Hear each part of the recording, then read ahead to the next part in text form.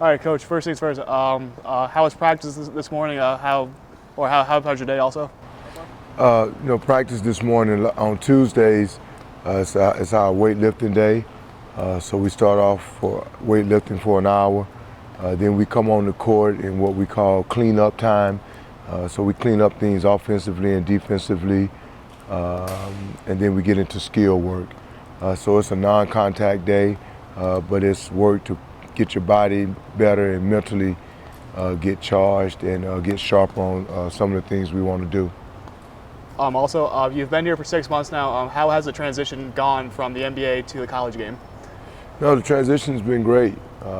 You have a lot of different challenges with the players, but we're enjoying helping them get better both on the court and off the court with decision making, helping them with the routine so that they can be disciplined in all the things that they do, which we feel gives them a better chance of being successful, whether it's in basketball or any other aspect of their life. After seeing 3 games, what are your expectations for the season? No, I think that, all season, as we've told the guys, we're running a marathon. And in order to win a marathon or to place high in a marathon, you got to run the whole race. And for our guys, the running the race is every day coming prepared, practicing hard every day. That's the goal as we establish how we want this program to be. As far as wins and losses, if we do the things that we're capable of doing on a day-to-day basis, at the end of the year, we can be satisfied with whatever those results are. But we think we have a very competitive team, but we have to transfer that from the practice court to the game court, and that's what we're working on right now. Speaking of practice, who has really stood out to you in the preseason in the first few games, from the guards, the wings and forwards, and the bigs? I think overall, Kevin Penn, Justin Raffington, Justin Massey, Jackson Trapp, and Q have probably been the 5 that have stood out the most. DeAndre Johnson has had a great camp. His first couple of games hasn't been as well, but hopefully we can work him to get in the rhythm that he had in training camp. And CJ Turman, he's going to be fine. He's a young guy.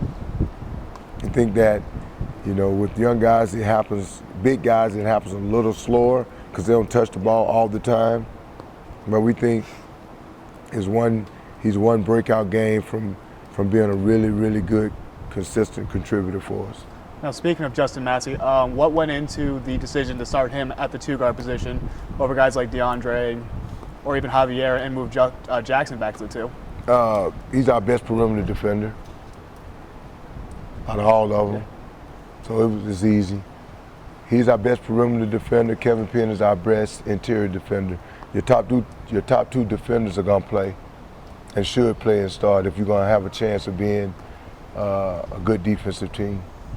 Also, this team obviously lost its leader last year. Who has stepped out as like a vocal leader, I guess a captain of sorts? Has it been Justin, Kelvin, or which upperclassman, or even a sophomore like Marquand? Yeah, well, you know what? It's funny that this group is not a very vocal group. Actually, the guy that's been probably the most vocal leader is Adonis. And Adonis is sitting out this year because of transferring from Clemson. But he's sort of the personality and the leader on the team, even though he's not playing this year. Justin and Kevin Penn, they show their leadership every day by the way they approach their work on and off the court. But we don't really have a big vocal leader, and so it's going to be more by committee when Adonis is not there. Also, you have a very young backcourt. How do you, I guess, balance the youth with the experience and I guess the gamesmanship with the older guys like Q, DeAndre, and Jackson with Massey and Masio? How do you balance those two? No, it's about the guys that go out and perform well. So that it makes it easy. They know we're going to do things based on that. Nothing else really matters to us. Everybody has an equal opportunity every day to compete and prepare. Your performance dictates your minutes. I saw Javier obviously played last night. Going forward, where do you two injured guys like Grant and Javier factor into the rotation possibly? Well, Javi was at one point was our starting small forward. He got hurt. Javi actually the day before yesterday was his first day of practice.